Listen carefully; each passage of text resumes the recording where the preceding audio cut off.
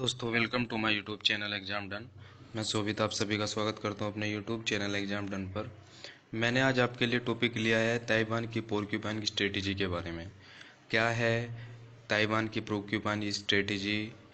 Current issue discussion में आज ये चर्चा इसके बारे में करेंगे, क्योंकि ताइवान पर चढ़ाई कर रखी है चीन के द्वारा। क्योंकि चीन जो नैन्सी पेलोसी है वो ताइवान को विजिट कर गई और इसको खतरा बताकर चाइना ने उस पर हमला कर रखा है। हमला तो नहीं किया, लेकिन फिर भी उसको डरा रहा है, कैसे मिसाइल दाग कर उसके ऊपर से मिसाइल उड़ा रहा है। ये चाइना की स्ट्रेटेजी है। लेकिन पोर्क्यूपाइन स्ट्रेटेजी के बारे में बात करेंगे, ये बहुत चर्चा में है। चलिए देखते हैं कि क्या स्ट्रेटेजी है ये।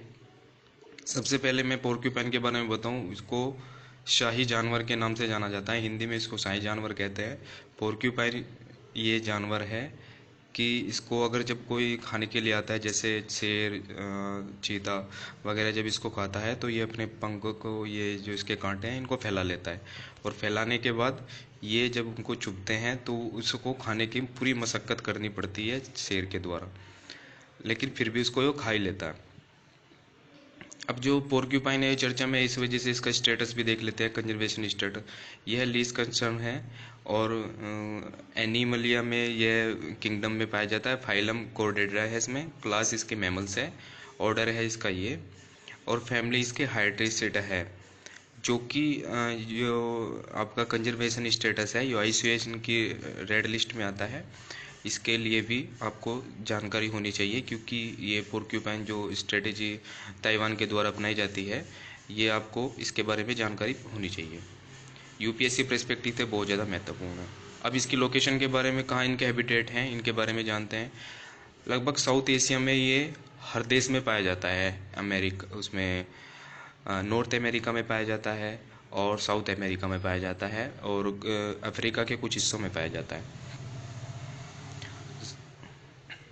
साउथ एशिया में ये इंडिया में, पाकिस्तान में, मलेशिया में और म्यांमार के कुछ हिस्सों में ये पाया जाता है। ये जो पोर्क्यूपाइन है शाही जानवर है। ये हैबिटेट के मामले में लगभग सभी कॉन्टिनेंट पर ये पाया जाता है। अभी आप इंडियन एक्सप्रेस की न्यूज कटिंग देख सकते हैं कि भाई porcupine strategy to protect self China attack. China के जो अटैक हो रहे हैं वो कैसे पोर्क्यूपाइन स्ट्रेटेजी के तहत अपने आप को डिफेंड कर सकता है या कैसे बचा सकता है ताइवान। अभी आप जानवर को इसको देख सकते हैं, जो पोर्क्यूपाइन है वो कैसे चीता इस पर हमला कर रहा है, और हमला तो कर ही रहा है लेकिन उसको पकड़ने की भी कोशिश कर रहा है, जो कि वो उसके बस में नहीं आ रहा है। क्योंकि आप ताइवान को भी इसी तरीके से देख लीजिए। ताइवान को आसानी से इतना ज़्यादा कैप्चर करना चाइना के लिए बहुत आसान नहीं होगा, क्योंकि चाइना की जो पोर्क्यूपाइन स्ट्रेटेजी है वो बहुत ही ज़्यादा स्ट्रिक्ट है, जैसे अपने आप को वो डिफेंड करेगा। अब ताइवान के जो चारों तरफ से चाइना ने घेराबंदी कर रखी है, इसके इसको लेकर इसकी स्ट्रेटेजी यही साबित करती है कि चाइना के जो स्ट्रेटेजी है कि वो अपने मेनलैंड से चाइना के ऊपर, ताइवान के ऊपर वो मिसाइलें दाग रहा है। इसका क्या मतलब है? वो उसको सिर्फ डरा रहा है। जो नैन्सी पेलोसी है, जो अमेरिका की हाउस स्पीकर है, वो जब से उसको विजिट किया है, उसको तब से ही वो ताइवान को पूरी वो उसको डराने धमकाने की, या फिर उसके ऊपर मिसाइल दागने की, या फिर गोलीबाजी, उसके चारों तरफ से उसको घेर रखा है। अब जो ताइवान के जो स्ट्रेटेजी है वो इंटरनेशनल लेवल पर बहुत ज़्यादा डिस्कस की जा रही है कि उसकी स्ट्रेटेजी क्या है। सबसे पहले ताइवान की जो स्ट्रेटेजी है, आप इसके डिफेंस के बारे में बात करेंगे, क्योंकि डिफेंस इसका बहुत ही ज़्यादा लो है चाइना के मुकाबले। इसके जो मिलिटेंट्स हैं, जो इसके एयरक्राफ्ट वगैरह हैं, और जो जितने भी इसके डिफेंस ऑक्यूपेंट हैं, में सब के सब चाइना के मुकाबले 1% भी नहीं माने जाते। और फिर भी इसकी स्ट्रेटेजी को बहुत ज़्यादा महत्ता दी जा रही है, क्योंकि अगर चाइना के द्वारा ताइवान को कैप्चर किया जाता है, बहुत मशक्कत करनी पड़ेगी, जिस तरह शेर एक पोर्क्यूपाइन को करता है।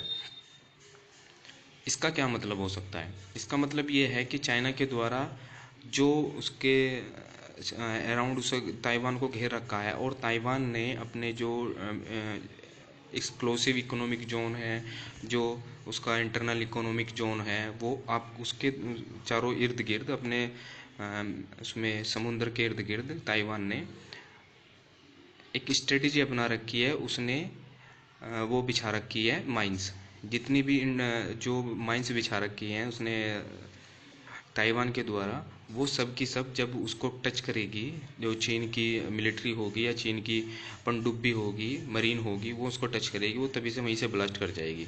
लगभग उसको वहाँ तक पहुँचने के लिए चाइना के लगभग हजारों मरीन्स को पहले डिस्ट्रॉय होना पड़ेगा, तब जाके वो वहाँ तक पहुँचेगा। यही स्ट्रेटेजी आजकल फॉलो कर रहे हैं। ताइवान के द्वारा कभी भी डिफेंस को लेकर इतना ज़्यादा महत्ता नहीं दी गई है, ना ही उसको इतना ज़्यादा प्रमोट किया गया है। ताइवान के द्वारा जितना डिफेंस उसका बजट है सिर्फ उसकी इंटरनल सिक्योरिटी के बारे में और उसका जो मैरीटाइम सिक्योरिटी है, मैरीटाइम जो सिक्योरिटी है उसको प्रमोट करता है, उसका डिफेंस करता है। फालतू वो इतना ज़्यादा खर्चा नहीं करता है डिफेंस के ऊपर। अब ये डिफेंस का जो बजट है उसके बारे में कंपेयर करते हैं चाइना के जो ताइवान और जो चाइना के जो कंपेयर हैं उसको डिफेंस को कंपेयर करते हैं। अब ये देखते हैं कि चाइना की जो पॉपुलेशन है वो 1398 मिलियन है और जो ताइवान की जो पॉपुलेशन है ओनली 23.6 मिलियन, लगभग 2% ही है चाइना से। अब जो डिफेंस बजट है वो 230 बिलियन है चाइना का, और आप ताइवान का जो देख सकते हैं वो 16% है। लगभग इसके इसके 1% भी नहीं है चाइना के। अब जो एक्टिव सोल्जर है वो 1,70,000 है और चाइना के पास है 20 लाख सोल्जर। और रिजर्व जो सोल्जर हैं इसके चाइना के कम है लेकिन ताइवान के ज़्यादा है इस मुकाबले में। अब टैंक्स की बात करें, टैंक्स देख सकते हैं आप, चाइना के पास 5250 है और ताइवान के पास सिर्फ 1110 है।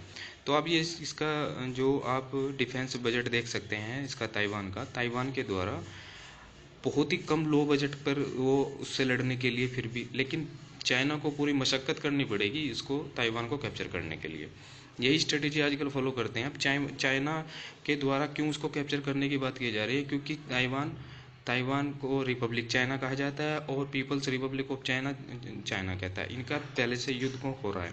और प्लान जो आप इसका देख सकते हैं कैसे स्ट्रेटेजी अपनाएगा और कैसे, सबसे पहले मेन इम्पोर्टेंट जो बात मैं आपको बात बताऊं, ताइवान के द्वारा ताइवान में सबसे ज़्यादा जो प्रोडक्शन किया जाता है वो चिप का किया जाता है, सेमीकंडक्टर चिप का। सेमीकंडक्टर चिप आप फ़ोन यूज कर रहे हैं उसमें भी सेमीकंडक्टर चिप लगी हुई है।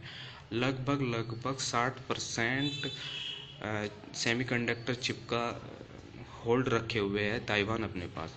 अब इसके लिए भी बेनिफिट होगा क्योंकि अगर ताइवान के लोगों को कैप्चर किया जाता है तो उसको बहुत ही ज़्यादा रेयर केसेस में ताइवान के द्वारा उसको कैप्चर किया जाएगा, क्योंकि अगर इतना ज़्यादा डीपली इसको चिप को बनाया जाता है कि उसकी लेबर चीप होती है, उसको बार बार उसका जो सेमीकंडक्टर है वो डिस्ट्रॉय होता रहता है, तो उसमें बहुत ज़्यादा टाइम स्पेंड होता है इसके चिप को बनाने में।